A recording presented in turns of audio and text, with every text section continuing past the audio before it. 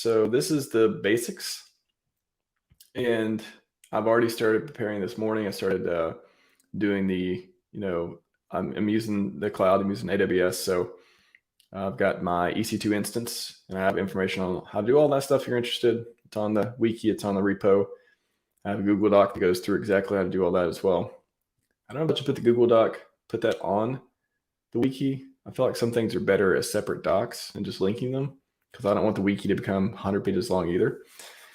Anyways, if you got hardware, you're at home, I would suggest you do a clean server. If you have testnet running and you want to run it till the very end, you can. If you want to wipe the machine and prepare for mainnet, that's fine too.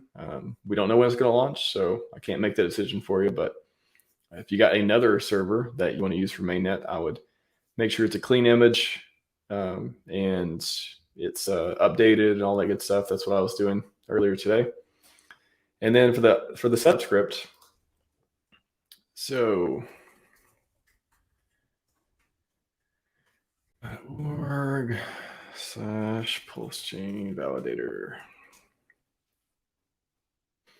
So for the setup script itself, as I talked about yesterday, I will be updating it. Basically, I think it's just going to be like the geth chain is probably going to be PulseChain or PulseChain-mainnet, I imagine, for these two deals. Just changing some values around to talk to the clients and make sure they set up correctly. I think these will be the same. And then all this stuff will move to -testnet or some other repo.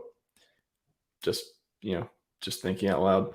And then this will probably be checkpoint.pulsechain.com, I imagine, or checkpoint.mainnet.pulsechain.com. Not sure what the devs are going to do yet. Up on launch, that's why we got to figure out the information.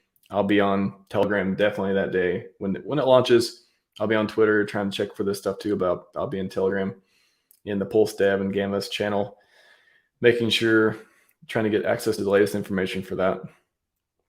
And besides that, the process is the same. None of the steps should change. It's just changing around. Instead of doing testnet, we do mainnet. So I will update that as quickly as I can because I want to get the script running. I don't think it'll take too long. I'm going to update the script. I'm going to test it on my mainnet server. If everything runs correctly, I'll update the repo. We'll be good to go. And I will definitely tweet about that and make sure everyone knows that stuff's ready to go. Hopefully, I'm hoping to do all this stuff within the first few hours of launch. Now, I don't know if I'm going to be awake during launch. It could be, a few hours on that. So I don't know if I'm going to be first, but it's not a big deal anyways. So once you get the blockchain syncing, then you have time to do other stuff, right? So unless you want to get penalized and slashed and stuff, you should not activate your validator until it's synced and ready to validate. General rule of thumb, right? So that means you have plenty of time. If anyone knows a shortcut for getting the blockchain synced, I haven't found one yet from mainnet. So let me know if you have some shortcut. I'm all ears. I've been asking around. Nobody's given me anything yet. So it could still take, 24 or 36 hours to get synced. And in that meantime, you have time to get, generate your keys on a secure server. We went over all that stuff before. Make sure you have the wallet that you're going to do the withdrawal for. Very, very, very important. You get that correct. If you don't, you could lose all your money. And then your fee recipient, that one's changeable. So it's not a super big deal. You get that correct. But of course, if there's extra fees people are paying, you want to go to the wallet you own. So be careful setting this. Make sure it's going to a wallet you own. Be extremely careful setting this because this is where your big money is going to be. This is going to be your 32 million pulse per validator. That when you hit withdrawal and you exit, you're able to get that back. It's going to go to that address. And I guess the partial withdrawal stuff would go to that address too. Yeah, that makes sense. As far as I can tell, I haven't messed with partial withdrawals yet because there's not a big point. I've just been doing the full withdrawals and making sure that process, which of course is on a wiki. And then, so between you getting your blockchain syncing, generate validator keys, be very careful with the withdrawal address, fee recipient, get all that stuff sorted out.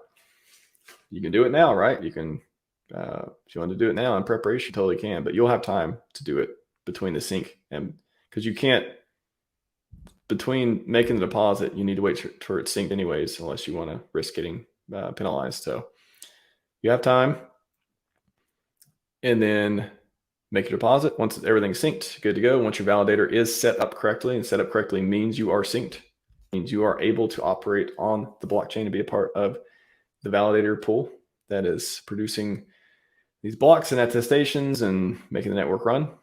Then you can make your deposit. Now you'll still need to wait to get activated there. So that'll be another, I don't know, hopefully within the day, hopefully within a day. So it could be 24 hours. Usually I say like 18 hours or so. So the whole process could take 2 or 3 days. So be prepared for that. It's a 2 or 3 day process once you hit go. So if anyone knows how to make this faster, let me know. But as far as I know, that's the best I can see happening, unless you got a super fast, beefy server. I guess if your server is really beefy and your bandwidth is really beefy, it can happen faster. But from all the testing I've done and all the syncing and all the times I've set it up, it takes at least a couple days for this whole process from start to finish. And then you'll be synced and ready to go, ready to start earning fees and all that kind of good stuff. And the one other thing I mentioned on there too, if you want to do, I've been testing, actually committed the snapshot script, which I will be using on mainnet.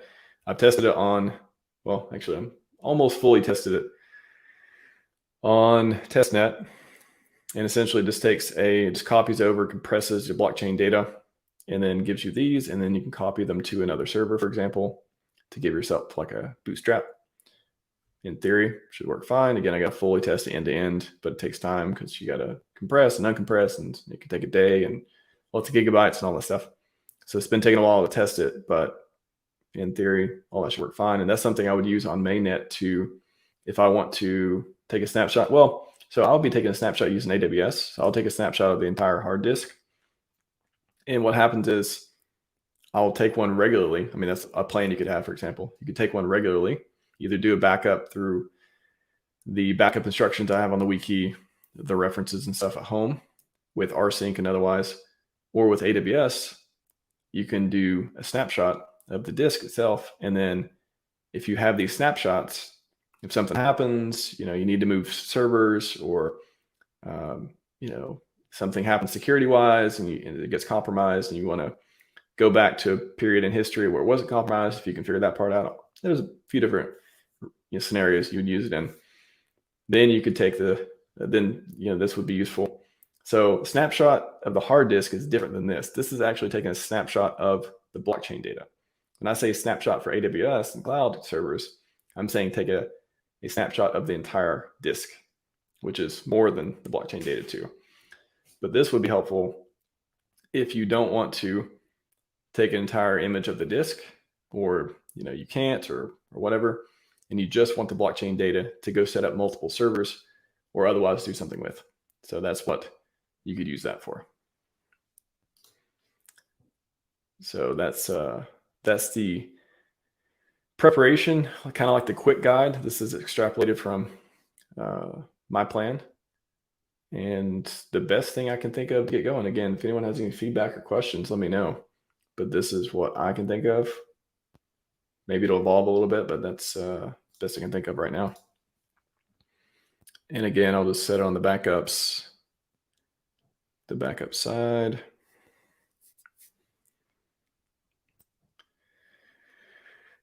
Backups right here. And this is tell you how to do snapshots in the cloud, like literally step by step. And these are references of how to do them at home with different ways of automating and rsync and cron tab and all that fun Linux stuff.